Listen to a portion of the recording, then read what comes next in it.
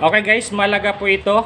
Tanong, gamot daw po sa ating alaga na may plema at saka ubo. So nagpa-pumping po yung parang hirap huminga.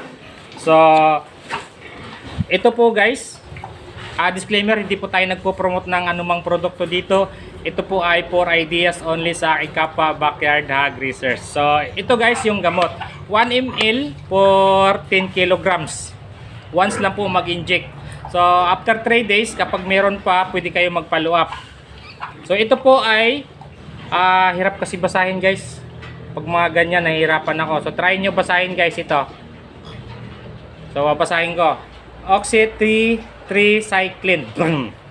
Okay, yun po yun. So Alamycin LA po. So gamot sa nagpapumping na hirap huminga, may plema, may ubo. So ito po yung solusyon. So recommended po ito sa ating mga expert na ito ang ibigay. So any brand po basta may nakalagay na Oxytetracycline. Hirapan na. Any brand po basta may LA.